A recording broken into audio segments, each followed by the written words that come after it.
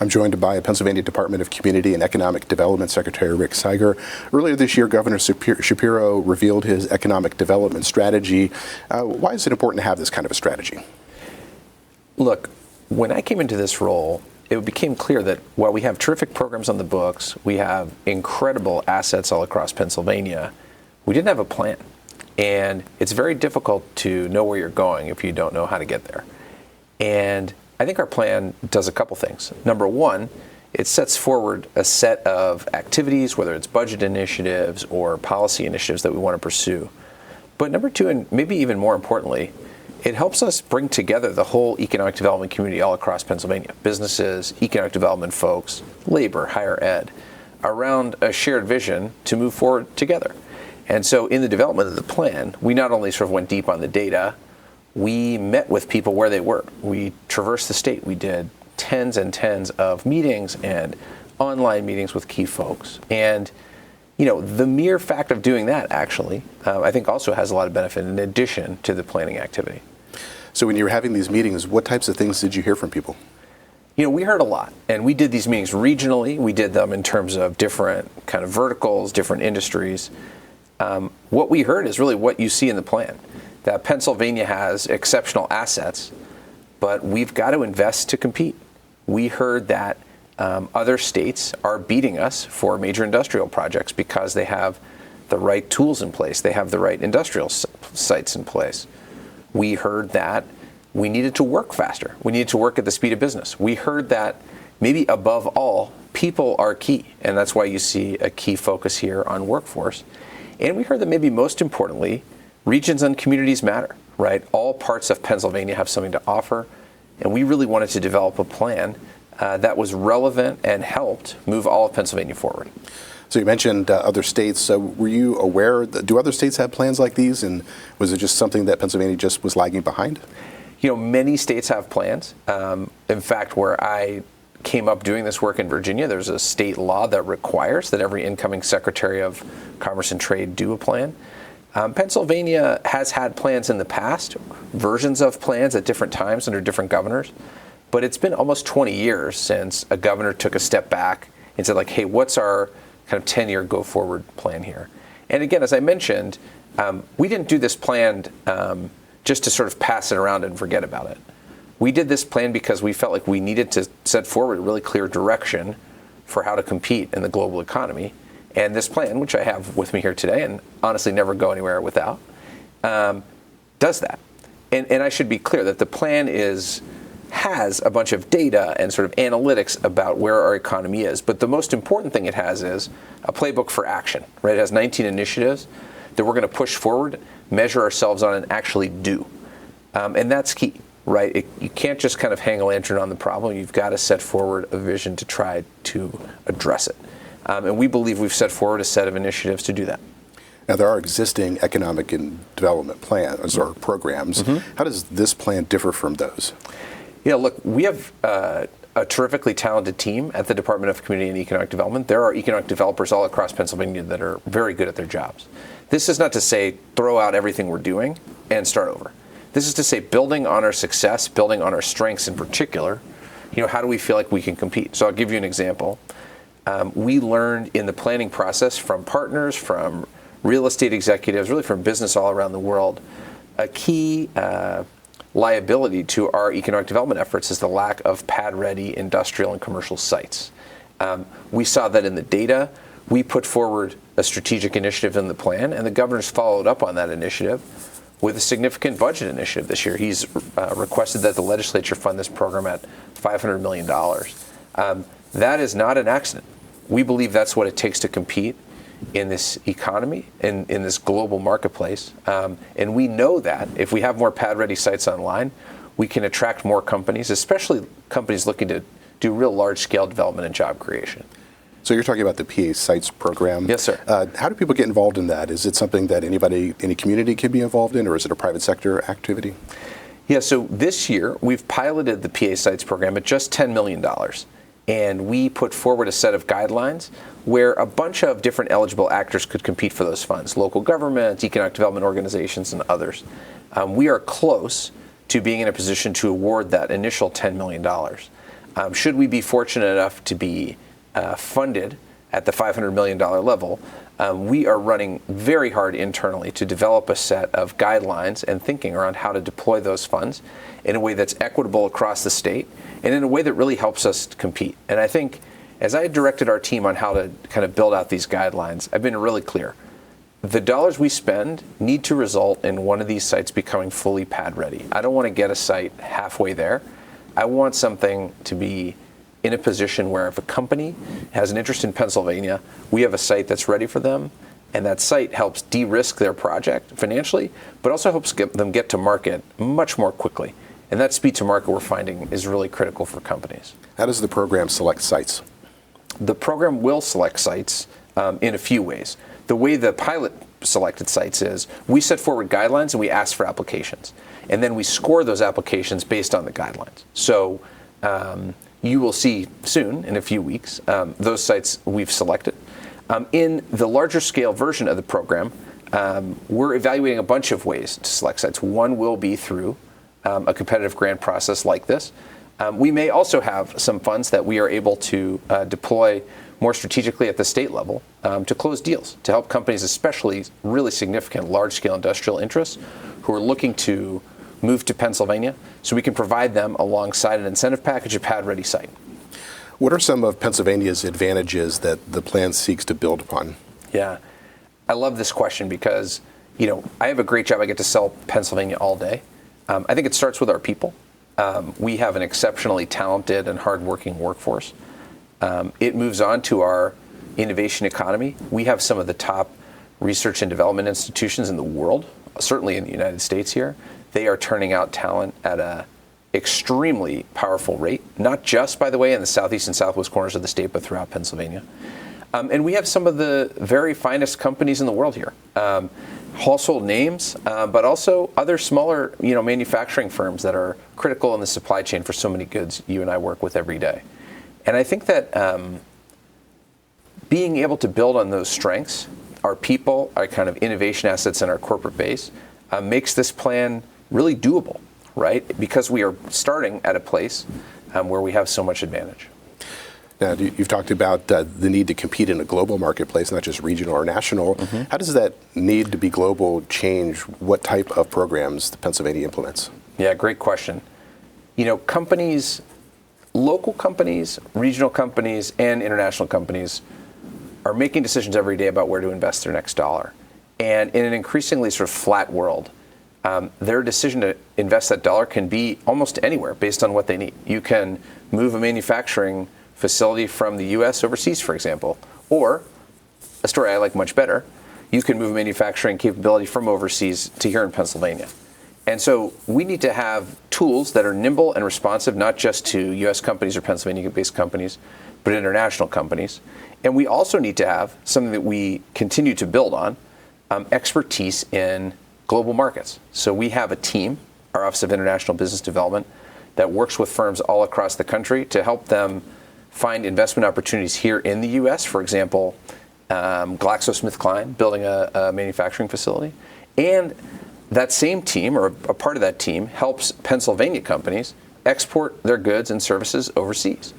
We know that companies that export are typically companies that pay higher wages, that have a great deal of success, and that's something we partner with the federal government on as well. These kind of international interactions are critical to our strategy. As far as the strategy goes, what economic sectors will it target? Yeah. We spent a lot of time developing the strategy, trying to understand where Pennsylvania had a lot of strength. We've talked about that in a few ways, but I'm glad you asked it in this kind of way, talking about verticals or industries. Because we want to compete everywhere, but you can't actually prioritize everything all at the same time.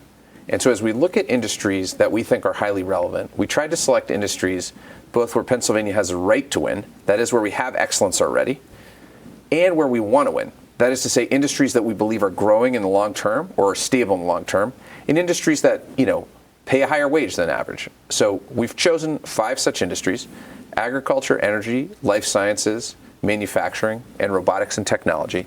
And these are areas that, by varying degrees, sort of meet that right to win, want to win value proposition. Now, I want to be clear, this doesn't mean that we don't care about financial markets or something like this. If companies want to grow and succeed in Pennsylvania, there's a home for you here. But particularly as we think about our proactive strategies, marketing, business development, where we're going to deploy a limited set of resources, we want to have an opinion about the place where Pennsylvania can best compete. And I think those 5 sectors are where we came out. Now, some of those things like agriculture, there's a whole department that deals with that. So how will DCED work with departments like the Department of Agriculture to implement the strategy? Yeah, agriculture is a special example for sure, both because, as you point out, there's a Department of Agriculture, because it has absolutely massive economic impact annually, $132 billion, and because it's actually tied, maybe more than any other industry, to a way of life. And we take that very seriously and partner really closely with the Department of Agriculture. In fact, people often ask me, who do you work with in the cabinet? And Secretary Russell Redding is the person, bar none, I work with the most of any cabinet colleague. And the reason is he is sleeves rolled up working with us to attract ag companies to Pennsylvania. And whenever we are talking to an ag interest, we make sure they're in lockstep right alongside us. I think, the Department of Agriculture has a bunch of missions. Kind of business development and growing the ag sector in the way we do it is a little bit complementary to their kind of day-to-day work. And so we find that it works well. And I would also point out that we have kind of staff that are cross-trained across the department. So, for example, our business development lead on agriculture activities is a longtime PDA employee, and that adds a lot of value as well. How does your plan, the strategy, bring together business leaders, community leaders, labor, and other sectors? Well, I think in a few ways. Initially, it brings folks together because we literally brought people together. When we traveled the state, when we asked people what they thought, we made really sure that we weren't just talking to a chamber of commerce or just a university. We were talking to everybody, in a lot of cases all at once. And it's amazing the kind of input you can get when you have labor and innovation folks and universities and business all at a similar table. But we intend to, in the implementation of this plan, continue that focus. And there's a couple of specific ways and then some more general ways. Specifically, the plan calls for us to develop what we've called innovation councils, or like private sector advisory groups to help us drive forward progress, in particular in the 5 sectors we talked about. Those groups will be comprised of folks from those different kind of walks of life within the sector. So you could imagine, for example, a life science council with university folks and business folks and labor folks. But then, sort of maybe just as importantly, in the way that we run our agency, as we are working on guidelines to roll out programs, as we're thinking through, the sort of implementation steps or design decisions that each one of these 19 initiatives will require, we have committed, and I am personally deeply committed, to continuing to go back to our community, whether it's tourism experts or economic development experts or business folks, to make sure that they continue to have a voice in what we move forward. Again, as I said right off the top, it's important to have a plan because you've got to know where you're going. But it's equally important, or close to equally important, to make sure that the people on your team are kind of moving forward along with you. And that's something that is not just important in the development of the plan initially, it's something that's really important throughout and will be, every single day as we move through implementation over these coming 10 years. Now, any strategy will need to have buy-in from some of these different communities. As you've been talking to them, do you find that they're enthusiastic about the strategy? I think many folks I talk to, I would go as far as to say the vast majority, are really glad to have a plan. There has been a sense that we need a rudder to sort of steer the ship of how we do these economic development activities in Pennsylvania. So on that point, I think we've gotten really broad praise. And while not every single person or group loves every single part of the plan, I think most folks can find a set of things in this plan to get excited about and to get behind. For example, in the case of the site development program you mentioned earlier, PA sites, I had the honor to testify before the House and the Senate on a bipartisan basis for my budget a few months ago. There were questions about, how much and how to come up with the dollars, but the sense that we needed to invest substantial money into preparing industrial and commercial sites all across Pennsylvania, I would say was really broadly supported, even in that setting. And so we're working hard every day, talking to legislators directly, talking to people all across Pennsylvania, talking to folks like you on news shows like this, to try to talk about this plan as a really kind of common sense plan for action to grow our economy in Pennsylvania. And to me, it's about competitiveness, right? We've got to be in a position for Pennsylvania to compete for these jobs, to compete for great communities, and that will be beneficial to the folks that live here. How much of this strategy is dependent upon this year's budget? Are there things that you can do now without this year's budget? There are a lot of things we can do without budget, but there's a lot of things that require budget as well. And I would say that I'll make 2 points on this. The first point is this year's budget is what I think of as year one initiatives funded moving forward in this plan. You will notice that there are a bunch of initiatives in here that don't have a budget line attached to them for this coming year. That's on purpose. We can't do everything all at once. And we made a really careful set of decisions about sequencing these activities over time. In the same way you would build a house. You would make sort of foundational investments in things like site development, things like main streets, and then build on top of that, things like innovation funds and other pieces moving forward. So that's point one. And then the second point is there's a bunch of stuff we can do without money. And in particular, I'd call your attention to the second goal, which is this government at the speed of business goal. Governor Shapiro has been really focused on this. How can the government be more, not just faster, but more predictable and a better partner for business going forward? He's created the Office of Transformation and Opportunity. He's launched the PA-BAC permit license and certification process where, if you don't get a permit in the time allotted by that agency, you'll get your money back. Of course, people building industrial developments don't really want their money back. They just want to build the building. But we put a focus on this activity in a really profound way. And that's something we can do in large part with existing resources, and we'll continue to move forward. What are some of the challenges that a strategy like this faces? I think a key challenge right off the bat is we've got to show that we're serious about implementation. And to do that, we've got to make decisions. Everybody wants to do everything all at once. And I believe strongly that we've got to select a handful of things. We've talked about some of them today, sites, main streets, others. Bring them forward, make the case, and execute on them relentlessly and with high quality and excellence, both to prove out our thesis that this can work, but also to build that foundation we talked about a minute ago. And so I would much rather execute in an A+ way on a smaller number of things than in like a B- way on everything. And then we have got to build. So I think there is pressure to try to be everything to everyone right off the bat. And really the definition of a strategy is to not do that, right? It's to select a set of things and move those things forward. The other thing is, I think we've got to prove to the global marketplace that Pennsylvania is here to stay. And that will take real sustained activity. That can't be put out a strategy, do a single year budget initiative, and then back to normal. This has to really be transformational change. This is about a case for change for how we do economic development and community development in Pennsylvania.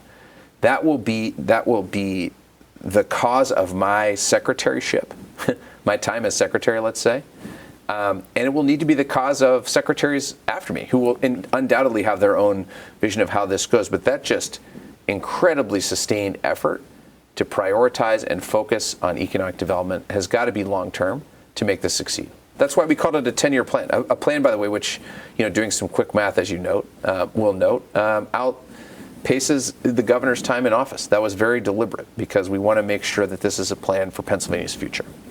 Now, the plan says that there is a widening labor gap. What is the cause of this gap and how serious is it? The cause of the gap is multifold. I'll articulate a couple of causes. One is demographic shifts. In the part of the state that I'm from in Pennsylvania, in Pittsburgh, for example, many folks left the region as a result of industrial dislocation and did not return. And that has a very long tail, for example, in the case of a labor gap. In other cases, it's due to labor force participation. There are less folks in Pennsylvania as a general matter of working age who are in the workforce compared to other states. This is something we've got to address, and there's a bunch of ways that we believe we can address it. One way is through in-migration, and you see the plan talk about things like, and actually the governor's budget this year talk about things like Career Connect, where we want to drive kind of experiential education and internships as a kind of lever to keep young folks in Pennsylvania. But we actually know that through census data, the main reason folks leave Pennsylvania is access to a high-quality job. The second reason, by the way, is housing. And this plan attempts to take on both of those things very directly in an effort to, get at that labor gap question. Unemployment is very low in Pennsylvania, but we've got a lot of work to do to get more people in the workforce and grow. Now, the strategy also talks about the need for a transformational change in our higher education systems. What kind of change are you talking about? That's really talking about the president's blueprint for higher education. He put out this year a really bold plan led by the Department of Education, focused on, among other things, aligning our economic development, our education system with our economic development goals. And that is a process that's ongoing, being led by colleagues in Pennsylvania Department of Education, of course. But the idea that we would take the PASHE system and the community college system and build much stronger linkages between that system at a system level and where we're trying to go in economic development, I think is a really powerful idea. And it's the kind of thing actually that many states have done, in some cases for many years. I'm excited to partner with education partners to do that and move it forward. But I think that's the kind of transformational change we need to grow, not just to narrow that labor gap you talked about, but to help us recruit some of the top companies in the world. A further point on that is, in addition to the sort of higher ed reform piece, we want to get higher ed in the game. And so we've called for a new Higher Education Innovation Council, to bring the presidents of and key leaders of universities of all types all across Pennsylvania to the table as we're recruiting companies to help us solve issues, not just like losing young people to other states, but issues like bringing those universities to the table as we recruit companies, in transferring technology from the lab to the marketplace, and many other issues. And we're excited to launch that later this year as well. Now, Pennsylvania has a kind of a rich diversity geographically in terms of different types of cities, rural areas. How does an overall strategy work with this diversity? Yeah, people sometimes ask me, like, what's the hardest part of this job, or what's the hardest part of the plan? And that's really my answer. Pennsylvania is incredibly rich, but it has a really different set of regions. And so we actually call that out in the plan and basically have a whole section of the plan that says we've got to be of service to all regions in Pennsylvania. And maybe the idea that I'm most excited about in that part of the plan is something we call the Pennsylvania Regional Economic Competitiveness Challenge, which is something that the governor proposed some dollars for in this year's budget. This is a program really built on or based on federal programs like the Build Back Better Challenge or the Tech Hubs Challenge, and that takes some lessons learned from a similar program in New York State, just north of the border, to help empower regions to make their own case for their economy to grow. So let me give you an example. The northern tier of Pennsylvania has organized themselves in recent years in a PA Wilds initiative, which is a really exciting initiative, leveraging their sort of ecotourism and natural assets to drive kind of visitorship and actually to get folks to move and live there. This is the kind of regional focus that we believe regions all across Pennsylvania can develop their own ideas, whether it's in a particular industry, whether it's in tourism or something else. We want to fund those ideas at scale. And I'm excited to partner with these regions, not just to kind of be a passive receiver of an application, but to really get our hands dirty as an agency and a state government to work with technical assistance and ideas to try to develop outstanding vision for the future of these regions. Now, there's a program, Main Street Matters. What is that program? What does it do? I'm really excited about Main Street Matters. We have a program now called Keystone Communities. It's funded at about $6.6 million, and it's our typical Main Street activity. We fund facade grants for businesses. We fund streetscape improvements in main streets all across Pennsylvania, urban, suburban, and rural. What Main Street Matters does is it takes that $6 million, comes close to 4xing it in size, which gives us a chance to really rethink components of the program. So we can update minimum grant amounts for facades. We can focus on more grants to help small businesses succeed in main streets. We can fund, for example, anchor buildings and housing and other domains in main streets across Pennsylvania, all in the service of improving our communities. We know that when we talk to companies, when we talk to people, when a company's making a decision about where to locate, when a person's making a decision about where to live, that quality of community really matters. And we believe that main streets or downtowns in small towns are critical to those decisions that folks make. And we think we have a path to make a much larger set of investments in downtowns and main streets all across Pennsylvania through the new Main Street Matters program. Now, we only have a couple of minutes left, so this is a 10-year program. How will you evaluate its success over the course of the 10 years? Right. It's an excellent question. We actually put forward in the plan, and I'm going to reference it here just to make sure I get it right. We came out and said, here's what we care about measuring, right? We care about measuring job growth. We care about measuring our excellence as a state to do business, like an index about speed and ranking for businesses. We care about median wage growth, that is to say the quality of jobs. We care about startups and startup growth in our innovation economy. And we care about these metrics very broadly on a regional basis. So we've set forward like a set of metrics for each region that we believe is important. And that's how we'll measure our success. And we will be transparent about that. And we will, as needed, adjust our strategy to what is, let's be honest, a very rapidly changing global economy. But I think, as it's been said in corporate life for many years, what gets measured gets done. We're going to measure our progress against these goals. Each of these individual initiatives will have, metrics associated with the core kind of running of those programs. And we're going to get better at this every single day. That's the work before us. Well, we've been speaking with Rick Siger, who's the Secretary of the Department of Community and Economic Development. Thank you for joining us. Thank you. It was a pleasure.